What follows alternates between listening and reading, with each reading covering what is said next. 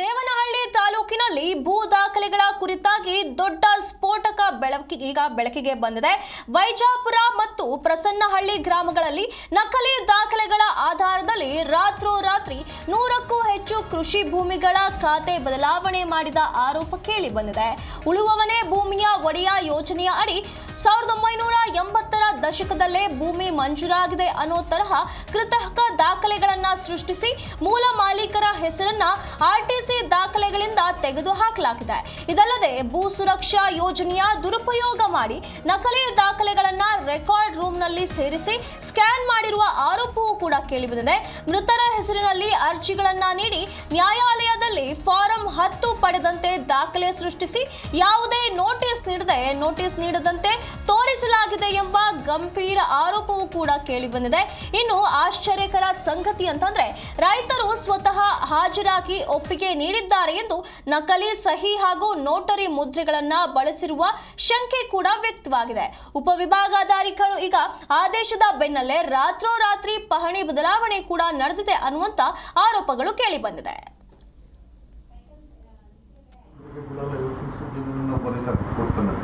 ಹೋಗಿ ನೀಟಾಗಿ ನಾನು ಒಪ್ಕೊಂಡಿದ್ದೀನಿ. ನಾನು ಒಂದು ಹೆಬ್ಬೆಟ್ಟನ್ನ ರಾಜಣ್ಣ ಯಾರೇ ಹೆಬ್ಬೆಟ್ಟನ್ನ ಇದು ಗೊತ್ತೇ ಇದು ಈ ಆದೇಶನ ಇವತ್ತೇನು ಆದೇಶ ಆಗಿದೆ ಅದನ್ನ ನೀವು ನೋಡ್ಬೋದು. It has to be quash. ನನ್ನ ಚಾನೆಲ್ ಬಂದಿದೆ.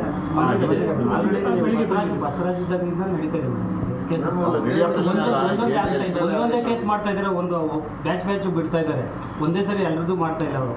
ಈಗ ಏನಾಗಿದೆ ಇದು ಹಂತವಾಗಿ ಮಾಡ್ತಾ ಇದ್ದಾರೆ. ಸರಿ, ನಾನು ಹೇಳ್ತೀನಿ. ಇದೊಂದು ನಿಮ್ಗೆ ಮಾಹಿತಿ ಬಂದಿದೆಯಲ್ಲ ಗೊತ್ತಿಲ್ಲ. ನವಡೇಸ್ ಇದೇನಾಗ್ತಾ ಇದೆ, ಇದು ಒಂದು ಅಲ್ಲಿ ಬಜಾಪುರ, ಒಂದೇ ಅಲ್ಲಿ ಮತ್ತು ಇನ್ನೊಂದು ದೊಡ್ಡಮನಿಕೆರೆ ಮತ್ತು ಇನ್ನೊಂದು ಯಾರು ಇಲ್ಲಿ ರಾತ್ರೋರಾತ್ರಿ ಸೃಷ್ಟಿಯಾಗಿರುವಂತಹ ನಕಲಿ ದಾಖಲೆಗಳು, ಈ ಒಂದು ಬದಲಾವಣೆಗಳ ಬಗ್ಗೆ ನಮ್ಮ ಪ್ರತಿನಿಧಿ ರೈತರೊಂದಿಗೆ ಮಾತುಕತೆಯನ್ನ ನಡೆಸಿದ್ದಾರೆ. ಏನ್ ಹೇಳಿದ್ದಾರೆ ವೆಂಕಟೇಶ್ ನಮ್ಮ ಪ್ರತಿನಿಧಿ, ನೋಡ್ಕೊಂಡು ಬರೋಣ ಬನ್ನಿ. ದೇವನಹಳ್ಳಿ ಭಾಗಕ್ಕೆ ಏರ್ಪೋರ್ಟ್ ಬಂದ ನಂತರ ಈಗಾಗಲೇ ಮಣ್ಣಿಗೆ ಚಿನ್ನದ ಬೆಲೆ ಬಂದಿರತಕ್ಕಂಥದ್ದು. ಆ ಹಿನ್ನೆಲೆಯಲ್ಲಿ ಸುಮಾರು ನೂರಾರು ಎಕರೆಗಳ ಪೈಕಿ ಸುಮಾರು ನಮಗೆ ಸಣ್ಣ ಇಳುವರಿದಾರರಾಗಿ ನಮಗೆ 10 ಗುಂಟೆ ಇದೆ, 20 ಗುಂಟೆ ಇದೆ, ಈ ರೀತಿ ನಾವು ಅದನ್ನೇ ನಂಬಿಕೊಂಡು ಕೂಲಿ ಮಾಡ್ಕೊಟ್ಟು ವ್ಯವಸಾಯ ಮಾಡ್ಕೊತ ಜೀವನ ಸಾಗಿಸ್ತಿದ್ದೀವಿ. ಆದ್ರೆ ಈ ಜಮೀನೆಲ್ಲ ಮೇಲೆ ಕೂಡ ಭೂಗಳರ ಕಣ್ಣು ಬಿದ್ದು ನಮಗೆ ರಾತ್ರೋರಾತ್ರಿ ನಮ್ಮ ಗಮನಕ್ಕೆ ಬರದೆ ನೇರವಾಗಿ ಖಾತೆ ಪಾಣಿ ವಗೈರೆಗಳ ಎಲ್ಲವನ್ನು ಕೂಡ ಬದಲಾವಣೆ ಆಗಿದೆ ಅಂತಕ್ಕಂಥದ್ದು ಸದ್ಯ ರೈತರ ಅಳಲಾಗಿರ್ತಕ್ಕಂಥದ್ದು. ಆ ಅಳಲಿನ ಮುಖಾಂತರ ಇವತ್ತು ಮನವಿನ ಪತ್ರನ ಕೊಟ್ಟು ಇವತ್ತು ನೇರವಾಗಿ ಜಿಲ್ಲಾಧಿಕಾರಿಗಳಿಗೆ ಮನವಿಯನ್ನು ಕೊಡ್ತಕ್ಕಂಥ ಕೆಲಸ ಆಗಿದೆ. ರೈತರ ಜೊತೆ ರೈತ ಸಂಘದವರು ಕೂಡ ಇವತ್ತು ಸೇರಿ ಮನವಿಯನ್ನು ಕೊಡ್ತಕ್ಕಂಥ ಕೆಲಸ ಆಗಿದೆ. ಸರ್ ನಮಸ್ತೆ. ಯಾವ ಗ್ರಾಮದ ಸಂಬಂಧಪಟ್ಟಂಗೆ ಎಷ್ಟು ಜಮೀನು ಒತ್ತುವರಿ ಆಗಿದೆ, ಜೊತೆಲಿ ಅವರು ಬೇರೆಯವರಿಗೆ ರಾತ್ರೋರಾತ್ರಿ ಯಾವ ರೀತಿ ಅತಿಕ್ರಮವಾಗಿ ಅವ್ರಿಗೆ ಖಾತೆ ಪಣಿಗಳಾಗಿದೆ ಸರ್? ಇವತ್ತೇನು ಲ್ಯಾಂಡ್ ಟ್ರಿಬ್ಯುನಲ್ ಅಂತ ಹೇಳ್ಕೊಂಡು ಏನು LRF ಅಂತ ಕೇಸ್ ನಡೆಸಿ 1979-80ರಲ್ಲಿ ಕೇಸ್ಗಳನ್ನು ಅರ್ಜಿಯನ್ನು ಹಾಕಿದಂಗೆ ಸೃಷ್ಟಿ ಮಾಡಿ 81ರಲ್ಲಿ ಫಾರಂ ನಂಬರ್ 10 ಇಶ್ಯೂ ಮಾಡ್ತಾರೆ. ವೈಚಾಪುರದ ಗ್ರಾಮ ಫಾರಂ ಇಶ್ಯೂ ಮಾಡಿ ಸುಮಾರು ಒಂದು 10ರಿಂದ 15 ಜನ ರೈತರ ಏನು ನಾವು ಸರ್ವೆ ನಂಬರ್ಗಳಲ್ಲಿ ಅದನ್ನ ಅವ್ರ ಪರವಾಗಿ ಫಾರಂ ನಂಬರ್ 10 ಇಶ್ಯೂ ಮಾಡಿಸ್ಕೊಂತಾರೆ. ಫಾರಂ ನಂಬರ್ 10 ಇಶ್ಯೂ ಮಾಡ್ಕೊಂಡು ಸೈಲೆಂಟಾಗಿ ಅದನ್ನ ಇಟ್ಟಂಗೆ ಇಡ್ತಾರೆ. 81ರಿಂದ 26 ತನಕ ಏನೂ ಮಾಡೋದಿಲ್ಲ ಅವರು. ಎಲ್ಲ ನಮ್ಗೆ ಏನು ಡೌಟ್ ಇದೆ ಅಂತಂದ್ರೆ, in the court of land tribunal ಅಂತ ಏನಿದೆ ಇವತ್ತಿಗೂ ಕೂಡ ಏನು ಈಗ ತೋರಿಸ್ತಾರಲ್ಲ, ಇದು ಇದೆಯಲ್ಲ, ಇದು ಈ ರೈತರು ಇಲ್ಲೇ ಇದ್ದಾರೆ, ಯಾರು ಇದು ಸೈನ್ ಅಲ್ಲ. ರಾಜಣ್ಣ ಅಂತಾನೂ ಇದ್ದಾರೆ, ವೆಂಕಟೇಶ್ ಅಂತಾನೂ ಇಲ್ಲೇ ಕೆಲವು. ಈಗ ಇಷ್ಟು ವರ್ಷ ಅನುಭವದಲ್ಲಿರ್ತಕ್ಕಂಥ ರೈತರು ಕೃಷಿಯನ್ನ ಬೆಳೆಕೊಂಡು ಕುಟುಂಬಕ್ಕೆ ಜೀವನಾಧಾರವಾಗಿ ಮಾಡ್ಕೊಂತಿದ್ರು. ಈಗ ಏಕೈಕೆ ಬಂದು ಮಾಡ್ತಕ್ಕಂಥದ್ದು ವಿಚಾರವಾಗಿ ಯಾವ ರೀತಿ ಅವ್ರ ಗಮನಕ್ಕೆ ಯಾವಾಗ ಬಂದಿದ್ದು ಏನಾಗ್ತಾ ಇದೆ ಅಂತಂದ್ರೆ, ಕೆಲವು ಜಮೀನುಗಳನ್ನ ಅಲ್ಲಲ್ಲ ಮಾರಾಟ ಆಗಿದೆ.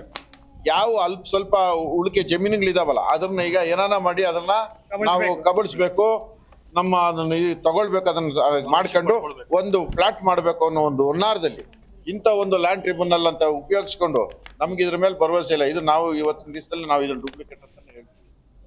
ಡೂಪ್ಲಿಕೇಟ್ ಇದು ಸಂಬಂಧಪಟ್ಟ ತಹಸೀಲ್ದಾರ್ಗಾಗಿರ್ಬೋದು ಅಥವಾ ಅವರು ಮೇಲ್ದರ್ಜೆ ಅಧಿಕಾರಿಗಳ ಗಮನಕ್ಕೆ ತಂದಿರತಕ್ಕ ಕೆಲಸ ಆಗಿದೆ. ಅಲ್ಲ, ಈಗ ಮೇಲ್ದರ್ಜೆ ಅಧಿಕಾರಿಗಳು ತರಬೇಕಾದ್ರೆ ಗಮನಕ್ಕೆ ರೈತರಿಗೆ ಗಮನಕ್ಕೆ ಬಂದಿರಲಿಲ್ಲ.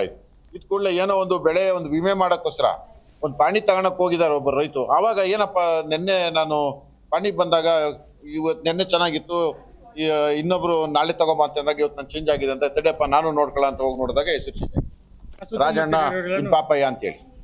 ಅವ್ರು ಯಾರು ಸರ್? ಮೂಲ ಇರ್ತಕ್ಕಂಥ ಪಾಣಿ ಬದಲಾಗಿರ್ತಕ್ಕಂಥವ್ರು ನಿಮ್ಮ ನೆರೆಹೊರೆಯವರ ಅಥವಾ ಅನಾಮಿಕ ವ್ಯಕ್ತಿಗಳ ಅಂತ ಹೇಳಿ? ಇಲ್ಲ, ಈ ಬೈಚಾಪುರಕ್ಕೆ ಸೇರಿದವರಲ್ಲ, ಅವರು ಪರ್ಸನಹಳ್ಳಿಗೆ ಗ್ರಾಮಕ್ಕೆ ಸೇರಿದವರು. ಆಮೇಲೆ ಅವರು 2018ರಲ್ಲಿ ತೀರೋಗಿದ್ದಾರೆ. ದೊಡ್ಡ ಜಮೀನ್ದಾರು, ಒಳ್ಳೆ ಜಮೀನ್ ಇಟ್ಕೊಂಡಿರ್ತಕ್ಕಂಥವ್ರೆ ಅವರು. ಒಳ್ಳೆ ಉಳುಮೆ ಮಾಡ್ತಿದ್ದವರು. ಇಲ್ಲಿ ಎಲ್ಲೋ 5 ಕುಂಟೆ 6 ಕುಂಟೆ 3 ಕುಂಟೆ ಯಾವ್ದೋ ಜಮೀನು ಮಾರಾಟ ಆಗ್ದಿರ ಸ್ವಲ್ಪ ಜಮೀನಿಗೆ ಅವ್ರಿಗೆ ನೆಸಿಟಿನೂ ಇಲ್ಲ ನನ್ನ ಪ್ರಕಾರ, ನಾನು ತಿಳಿದ ಪ್ರಕಾರ.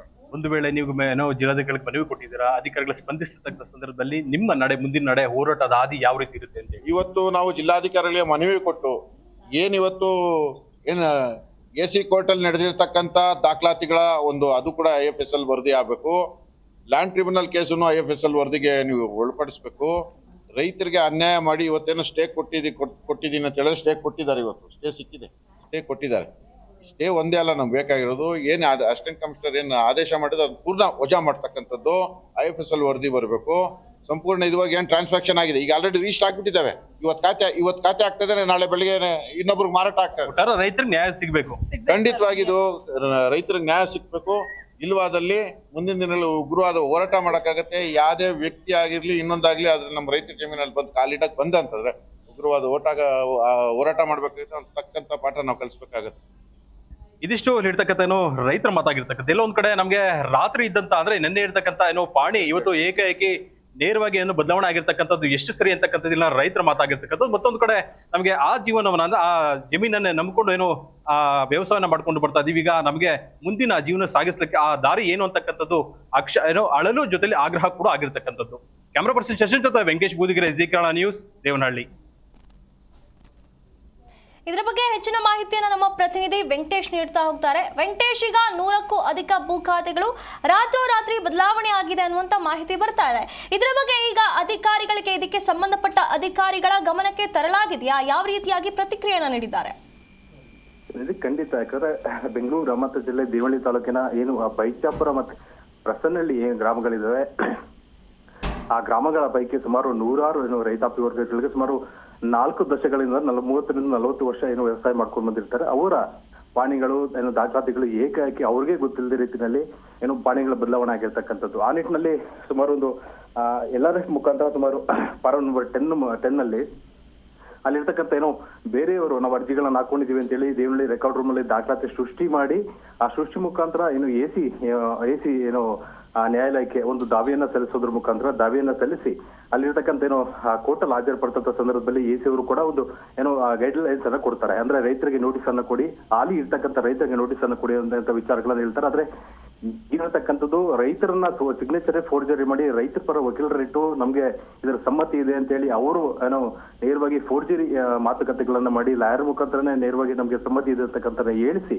ಅಂದ್ರೆ ಈ ಆದೇಶನ ಮಾಡಿದ್ದಾರೆ ಅಂತಕ್ಕಂಥದ್ದು ಇಲ್ಲಿ ಇರ್ತಕ್ಕಂಥ 100 ರೈತರ ಆರೋಪ ಆಗಿರ್ತಕ್ಕಂಥದ್ದು. ಆದ್ರೆ ನಿಜಕ್ಕೂ ಕೂಡ ಈ ವಿಚಾರವಾಗಿ ನಾವು ತಹಸೀಲ್ದಾರನ್ನ ದೇವನಹಳ್ಳಿ ತಾಲೂಕು ಅನಿಲ್ ಅಂತಕ್ಕಂಥ ತಹಸೀಲ್ದಾರನ ಕೇಳಿದಾಗ ಇದು AC ಆದೇಶದ ಮೇಲೆ ನೇರವಾಗಿ ಪಾಣಿ ಬದಲಾವಣೆ ಆಗಿದೆ ಅಂತ ಹೇಳ್ತಿದ್ದಾರೆ. ಆದ್ರೆ ಮೌಖಿಕವಾಗಿ ನಾವು AC ದುರ್ಗಾಶ್ರೀ ಮೇಡಮ್ ಏನಿದ್ರು ವರ್ಗಾವಣೆ ಆಗಿರ್ತಕ್ಕಂಥ ಮೇಡಮ್ ಇದ್ರೆ ಅವ್ರನ್ನ ಮೌಖಿಕವಾಗಿ ಫೋನ್ ಸಂಪರ್ಕದಲ್ಲಿ ಮಾತಾಡಿದ ಸಂದರ್ಭದಲ್ಲಿ ಈ ವಿಚಾರ ನನಗೆ ನಿಜವಾಗ್ಲೂ ಕೂಡ ನಾನು ಆದೇಶ ಮಾಡಿಲ್ಲ, ಬಟ್ ಆದೇಶ ಯಾವ್ದು ರೂಪದಲ್ಲಿ ಬೇರೆ ರೀತಿ ಫೋರ್ಜರ್ ಆಗಿದೆ ಅಂತಕ್ಕ ವಿಚಾರನ ಹೇಳ್ತಿರ್ತಕ್ಕಂಥದ್ದು ಸಿಂಧಿದೆ. ಇದರಿಂದ ಯಾರೆಲ್ಲ ಹುನ್ನಾರ ಮಾಡಿದ್ದಾರೆ, ಭೂ ಕಬಳಿಕೆಗೆ ಇದನ್ನ ಕಬಳಿಕೆ ಮಾಡಿ ಮುಂದಾಗಿದ್ದಾರೆ, ನಿಜಕ್ಕೂ ಕೂಡ ತನಿಖೆ ಮುಖಾಂತರ ಹೊರ ಬೀಳಬೇಕಾಗಿದೆ ಸಿಂಧಿದೆ.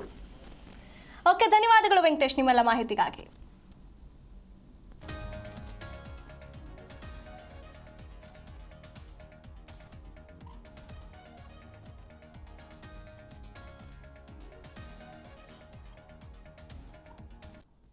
ಪಾಣಿ ಚೇಂಜ್ ಆಗೋದಕ್ಕೆ ಸಾಧ್ಯ ಇಲ್ಲ. ಅವರು ಅದೇ ಮನವಿಯಲ್ಲಿ ಕೊಟ್ಟಿದ್ದಾರೆ, AC ಅವರು ಆದೇಶ ಮಾಡಿದ್ದಾರೆ ಅಂತ. AC ಅವರು